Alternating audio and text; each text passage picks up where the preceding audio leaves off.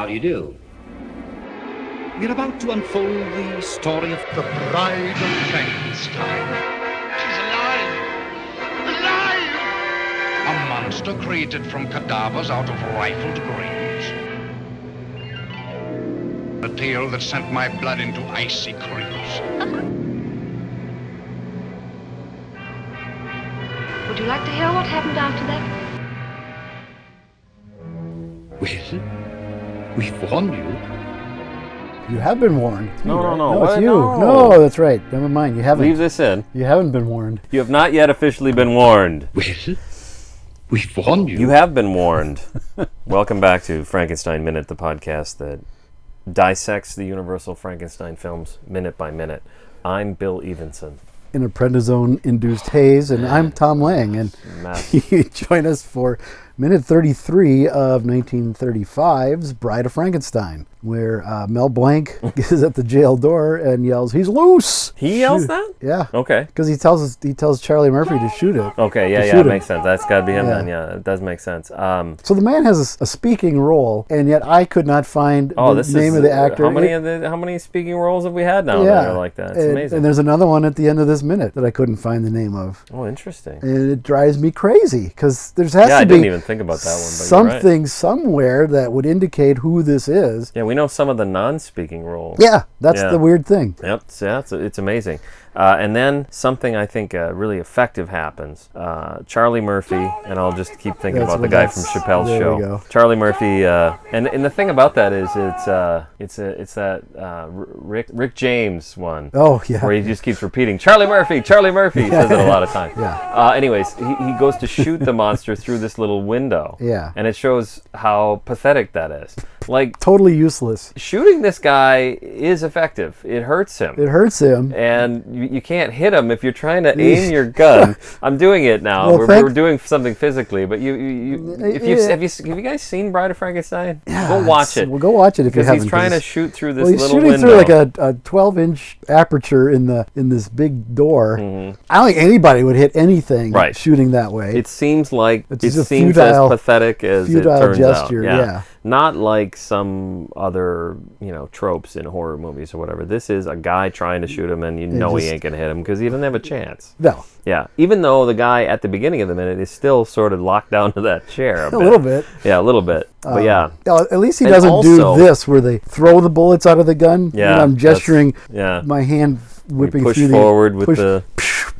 He doesn't not do that either, though. Well, that's true. It's not like there's any kickback No. on that gun. And then he doesn't throw the gun at him either. No, well, there's The that. old Superman trope. Yeah, Superman, yeah. So yeah, he can't hit that monster, and I think it's two things I think that are happening there. First of all, it's that tiny little window. Yeah. But also, I mean, this is scary shit that's happening. Yeah, Like even this guy- Charlie Murphy at this point has got to be You're like, holy fuck, shit! what? Yeah. I thought we had this guy down, man. Yeah, we were And going to no, get on to our you important. don't. We were Yeah, going to get on to our important duties, but That's now right. that's all fucked. Back to whatever the hell it is we usually do. Yeah, and the gunshots just piss the monster off, Yeah. and he shows his displeasure by ripping the door right off its hinges. All the stuff with the doors is so effective. It looks like they look Well, like they solid look like they're doors. heavy. Yeah, they're big, heavy, solid doors. They got to be what, inch and a half thick. Yeah, they don't fall apart like Balsa doors wood. in this house. I don't know. He all the stuff with the doors is really effective. It looks like he's a big monster. Yeah. This is the minute, really. I don't know if there's even anything better to show him just so monstrous. Yeah, yeah. I mean, he's enraged. Yeah. he's And rightfully so. Oh, yeah. Yeah, Well, not happy. Again, our sympathies are supposed to be with him, even though the quote authorities did everything that they're supposed to do. That's true. Our sympathy is still supposed to be with Karloff, and it is. Yeah, it's righteous indignation. Righteous indignation. Yeah, I mean he's been shit on constantly. And it's interesting. We'll talk a little bit more about this next week, but it goes maybe almost too far in the other direction. But Yeah, I've got a lot to say about that. well, we later. have to talk. Well, we'll talk about it next week. No, it really This doesn't. week? Doesn't matter? Doesn't come into play as much. Okay. All right. All right. Okay. So, but taking out these doors and taking out these guys. Yeah, he he does stuff. He does it twice in this minute, so I don't want to get ahead of where we're in the conversation. Where he just swats a guy, and you think he might have killed him. Yeah, I think that's the way Charlie falls down and kind of lolls over. Mm-hmm. Yeah, it looks like he killed him. And then later in the minute, he does basically the same thing to another guy. Yeah. It's a weird combination of things. You could look at it, and I could see someone watching that and laughing and saying, "Well, that looks stupid. That looks silly. Doesn't look like he did anything." Right. But when I watch it, I guess it's just the way Karloff puts his I don't know, puts himself into his it. physicality. It's like, yes, this isn't difficult for me to do. I can swat you like a bug. Definitely. So it's effective to me. And it's also effective in that he doesn't do like a staged punch. That's a good point. That would look weird. It's something that looks like someone who has only been around for a few weeks would do. It's not. How old is he here? Yeah, that's the question. I mean, that goes back again to how long of a time stretch are we looking at from the It's Alive till now? I have no idea. I'm guessing maybe a month. Are Henry and Elizabeth getting married right now? They probably are at this very moment. So why Minnie is at the jail would... that's true. That would make a lot of sense. Yeah. Well, we get some Minnie here, too. Yep. Let's see. But after Charlie Murphy is clouded out, Mel Blanc disappears stage right. Yeah, he's out. Disappears stage right. As Mel was want to do. Yeah. Well, no, I think that was Dawes Butler that did the Snagglepuss. Sure. Exit stage right. Oh, shoot. Nevertheless, it's still a But it was left, too, wasn't it? Depends on which direction you was it? Okay. In this case, it's definitely stage right. And great deep focus shot of the hallway, and then the door at the end of the hallway that Karloff just starts kicking the shit out of. Yeah, he's really mad as hell and not going to take it anymore. And also, I got to assume, we've talked about the boots. The boots in this one seem really tough. I don't know. They're different boots than he had in the first one. They're a little more. These be kicking boots. These be kicking boots. Yeah. They're not the quote asphalt spreader boots with the thickened heel. They're custom made, I'm guessing. They look like they could do. These are anti-door. Yeah, these are boots. Door kicking boots. The monster's actions are described in the script far more like the Flory monster from that shooting script than what we've seen in any of the other.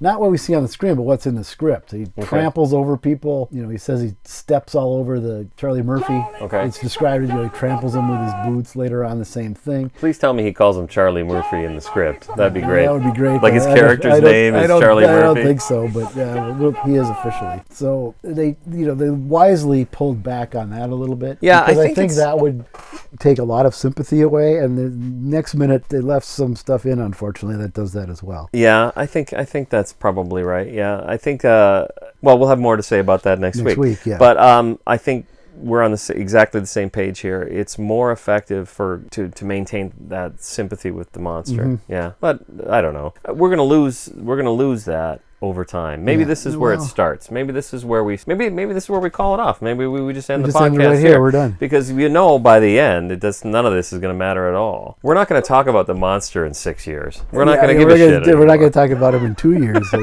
Just some dude. Just shows up at the end of a movie and oh no, stumbles around drunkenly for a few seconds and then the movie's over. All right. Well, Wolfman Minute. We'll start it now. We'll start, yeah. But yeah, I think it is important because the monster is, I maintain in this minute at least, just trying to get away. Yeah. He's not going to trample anybody on purpose. He's not going to hurt anybody on purpose. No, but the way it's written, the hell out of my way. The way it's written in the script kind of plays it that way, like it is on purpose. And wisely, Whale didn't do that. Yeah. So it maintains the sympathy. Yep. At this point. And I think it does throughout the film, but we'll lose it a little bit next week. We'll have a lot to say about that next week. I have a lot to say about that. So then we cut outside, and the burgomaster, who is standing right next to Carl, and this is my favorite thing, is to watch Carl. Well, Carl looks like he's stoned out of his mind. Well, that's one way of looking at it. I kind of look at it as, and I think this ties into what we talked about Carl like 5 weeks ago or whatever. Carl kind of knows what's going on. He's smarter than the burgomaster, and I think he's amused by all of it. Yeah, think so. it He's is. like, as the burgomaster is saying, well, what does he say? Like, merely an it's quite escape, harmless. and merely all an that. escaped lunatic. Oh yeah, exactly. Just wanted somebody to handle it. That's all. Oh, His famous last words. yeah, exactly. Yeah. We'll have to. Is this it? Is this the one? This is in the film. This is the last time we see him. This is an odd early. I was thinking about this. We said goodbye to different actors in the last film season. Yeah. And this is an early one. Yep. Goodbye to C.C. Clive. Clive. Yep. That's the best goodbye we can give him. think so. Is to call him C.C. Clive because he ain't give a shit. Yeah. Is there anything else you want to say about C.C. Not Clive? C.C. Because I Clive. wanted to say, though, I think it's a great thing to watch Carl as that observer who's... Yeah, if you he watch the film stands and- around all... he makes himself... He puts himself in these places because Yeah. he wants to know what's going on. And my assumption is he's working for for Pretorius. Yeah. And that adds a nice little counterpoint when you watch the film. Well, if that you know, can, that after the fact, your second, third time through it. Exactly. Yeah, you have no idea. You probably don't even pay attention to that guy first time through. Might Other not than even the notice fact he's that there. it's Dwight Fry, but Yeah. he's even not that recognizable because he's got a different haircut and he's kind of making that goofy face most of the time. Yeah, it's true. And he's great. I love Carl. I think Yep. Carl's a great character. And he's just sort of nodding as the burgomaster's just like, talking, like, "Oh yes, this is a good and wise thing you are saying," but it seems sarcastic. Oh yeah, the way he I does think it. yeah, I think he's It's- sort of yeah. He's like, "Okay, Yeah. we'll see how that works, smart guy."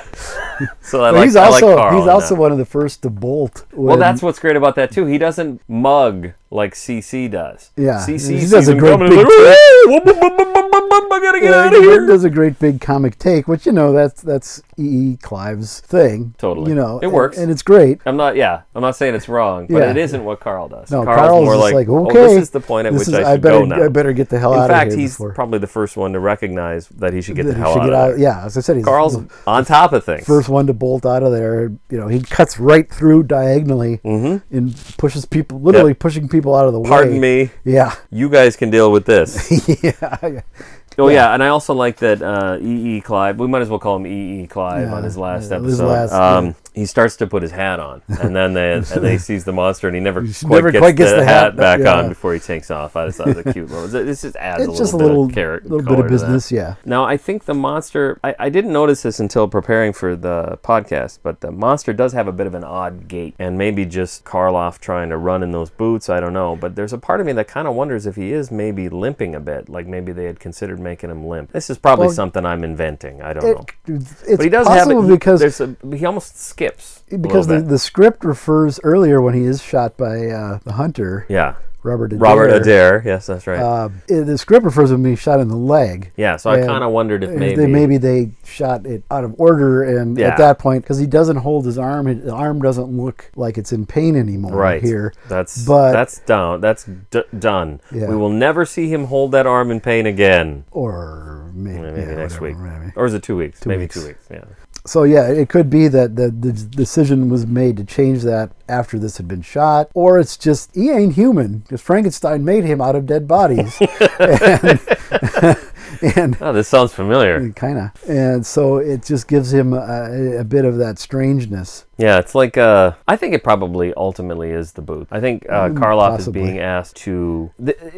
This minute in particular, he runs after people. Like it's a joke that it's been a long held joke, obvious joke about the Mummy films. Yeah, but there's nothing menacing about the guy because he can barely move. Yeah, it takes, Especially does he get set on fire in the second one and then he's burnt and he can barely move for the rest of them. He's lost his eye and part of his hand. Yeah, he just is a pathetic Yeah, he's monster. just a mess. This guy is supposed to run after these people, and I think he kind of has to figure out how to work those boots. That's what it looks like. Very to me. possible. And, this film is the last time we'll see that kind of physicality with this character as well. Yeah, do you ever see him run? No, I mean you barely see him walk sometimes. True. So yeah, that's true. He becomes that. He becomes well, sort of we've got that issue. I'm robotic.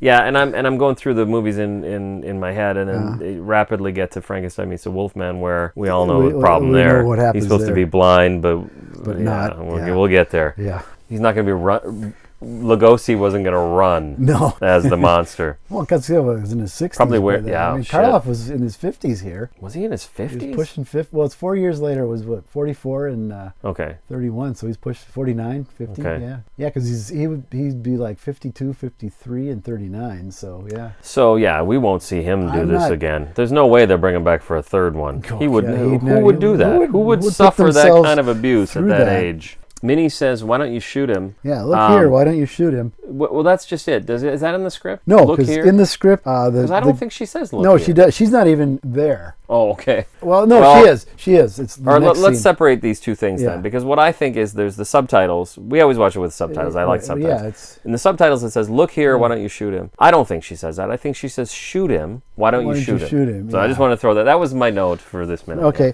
but the script, the guy comes to the decision to shoot him on his own, Okay. Wow. and then he Amazing. chickens out and turns to run, and then gets clobbered. Yeah. So as it plays out now, his getting, I'm assuming, killed is Minnie's fault. Yeah. It's. I would even say his inability to shoot him is Minnie's fault. Yeah. If you watch it, she grips at him and manhandling pulls him, him, and he like keeps fumbling with fumbling his the gun. gun. Shoot him! Why don't you shoot him? Because you won't let me, you awful yeah. monster, you Yeah. horrible wretch. And this could be Jack Curtis. Oh, you think? It might be. He's Oh, kind of that's the right interesting. age, to the right sort of facial I like that. structure to be Jack Oh. Curtis. All right. I'm not 100% on that, so don't. It's not written in stone, but So that's the title my of this impression. episode is "The Real Jack, Real Jack Curtis, Curtis to the comes- Rescue." yes. To the rescue? Question mark. Yeah.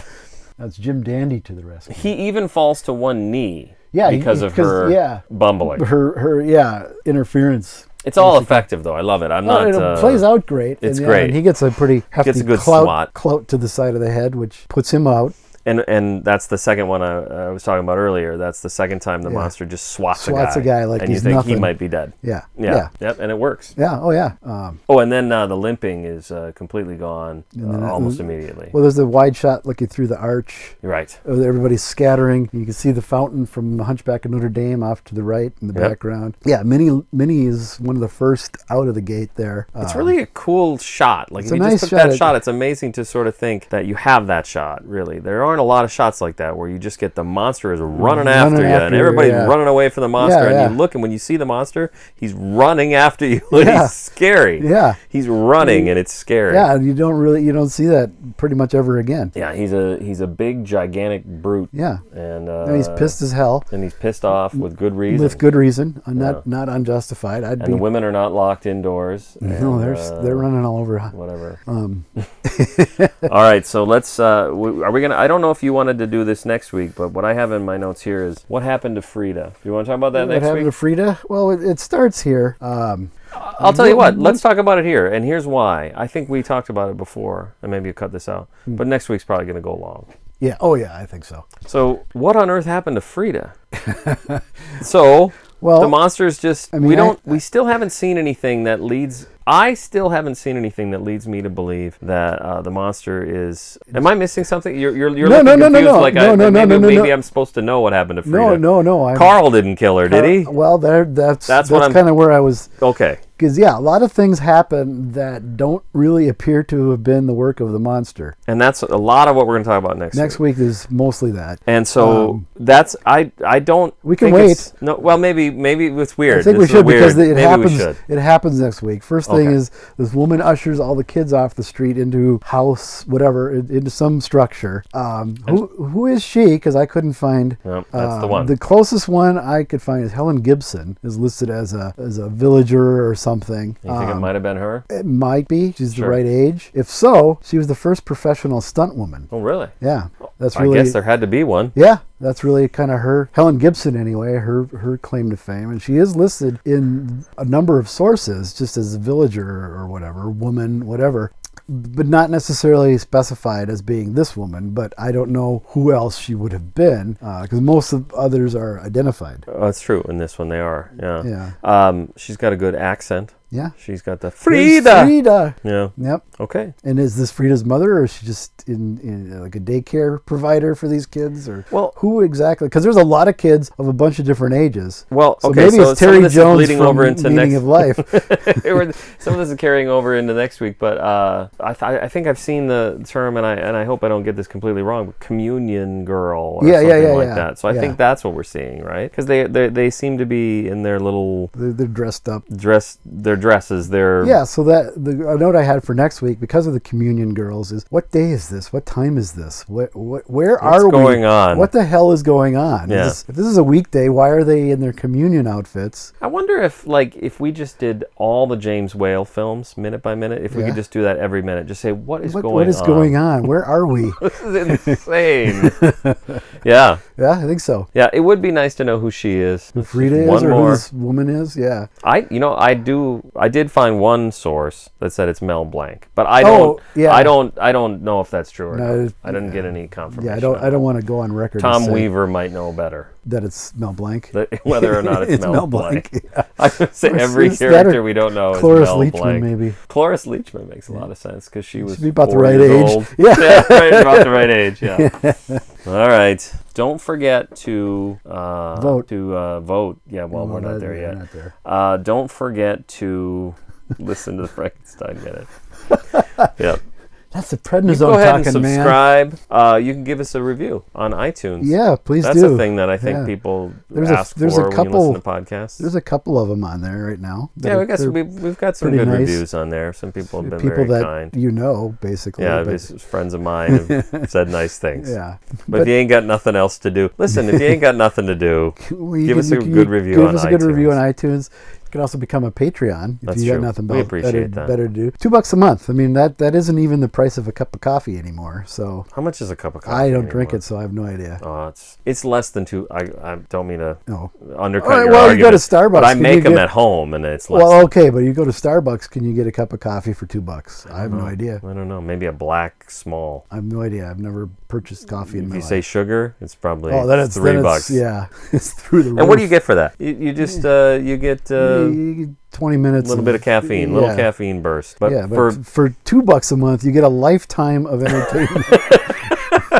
Well, one of the things that I don't think we mention is if you do sign up to be a Patreon today, you get all of our bonus content. That's right. All of it immediately. You can go and download it all and then cancel your subscription. Right. Yeah, don't do that. Don't do that because then you won't get then you won't get next month's bonus content.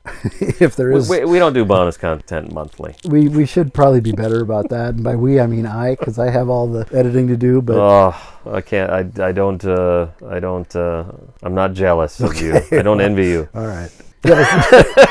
That's at the end of that one? I guess it is.